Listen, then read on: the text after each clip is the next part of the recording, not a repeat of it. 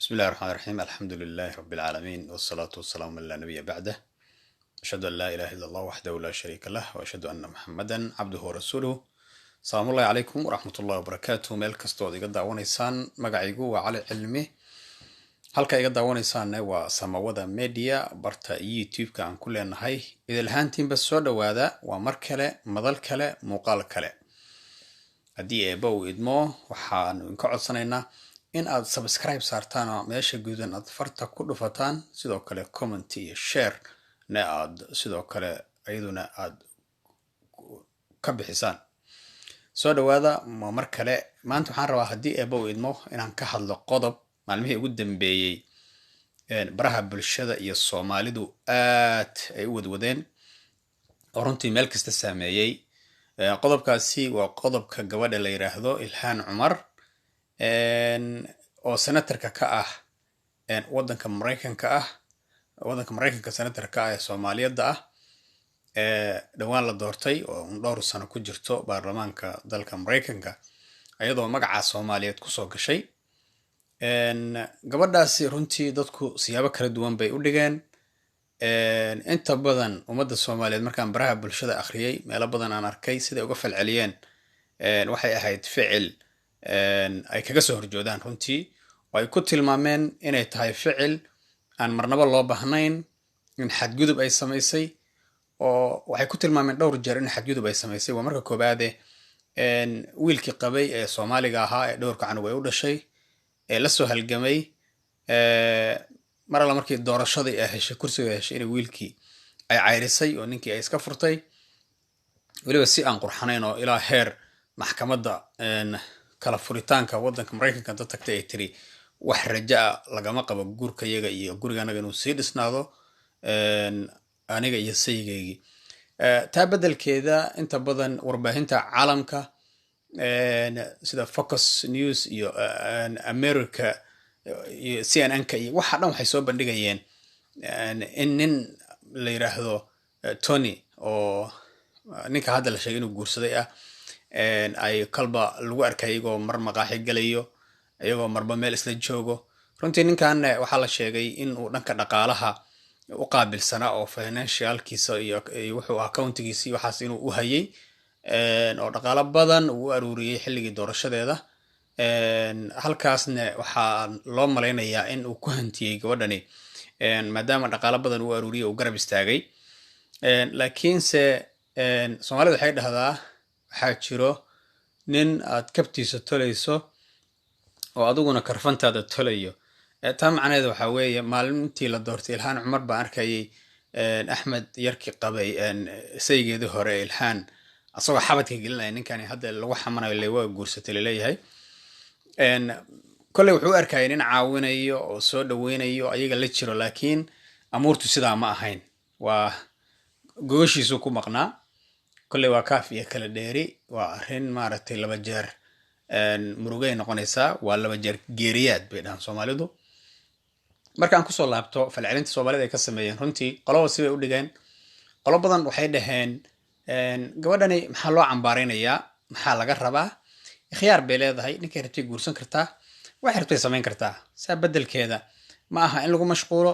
wadan dimuqraadi ah joogtaa cid rabtay guursan kartaa waa naag senatareed oo Mareykan ah oo baarlamaanada marka ma aha in lagu mashquulo midda kale dad ba waxay soo qorayeen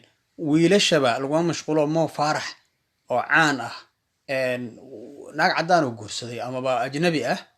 wax la yaabana ma jiraan iyo sidoo kale rag kale oo caan oo Soomaalida marka maxaa gabadhan laga rabaa hadii nin cadaan ay guursatay runtii waxaan dhihi lahaa inta badan dadka horta ugu caansan adduunka oo adduunka jawooyinka ka qabtay marka la eego ama ugu caansanba Soomaalidana ah asalkooda Soomaaliga uu yahay waxa kamid ah Mo Farah waxa kamid ah Axmed Xuseen wasiirkan Canada waxa kamid ah Ilhaan Cumar waxa kamid ah Keenan ninka la yiraahdo oo mar 2010kii heestii lagu furay ciyaaraha adduunka South Africa ku guuleystay dadka ugu caansan weeye adduunka oo markii la eego Soomaalida oo macnaha bulshada kale caanka ka dhex noqday iyo waliba ninkan Cabdilqawi la yiraahdo ee hadda jooga maxkamadda The Hague maxkamadan dambiyada joogo marka way jiraan dad badan oo Soomaali ah laakiin dad marka way kala duwan yihiin dadna waa dad meesha kursiga ku tagay magac Soomaaliyeed oo si kastaba ha noqdee Soomaali un mathalo dadna waa dad mathalo dalka marka ay joogaan Mo Faarax oo kale waa nin Ingiriis ah waayo dhalashiisa waa Soomaali laakiin magaca iyo calanka uu ciyaarayo waa nin Ingiriis ah marka inkastoo Soomaali asalkiisu yahay haddana lama dhihi karo waa nin UK ah oo macnaha Britain qaatay England ah laakiin gabadhani Ilhaan way ka duwan tahay Mo Faarax waxay uga duwan tahay magaca meesha ay ku tagtay waa magac Soomaaliyeed waxay ku tagtay dadkan Mareykan degan oo Soomaalida ah oo degan Minneapolis ama Minnesota in ay markii community badan ay noqdeen xaq ay u heleen in ay helaan xubin baarlamaan oo u matasho golaha Congress-ka ee Mareykanka sidaa darteed ba gabadhan lagu doortay naf iyo maal wixii lahaana waa la soo geeyay oo hanti iyo maskax iyo aqli iyo dhaqaale waa la soo geeyay marka maxay marka saameyn yeelan kartaa gabadhan ninkan cadaanka guursatay ma la oran karaa Soomaalidu waa ku khasaareen waxay hanti iyo naf iyo maal isugu darayeen mase waxa la dhihi karaa waa caadi dhan hadii laga eego waa caadi oo qofku khiyaar buu leeyahay ninku rabo inuu guursan kartaa laakiin dhanka kale markii laga eego waa muraayadii Soomaalidu xoogaa iska dhex daawanaysay waayo gabadhani waxay ahayd the first wax badan isku darsatay qofka koobaad oo Afrikaan ah oo Muslim ah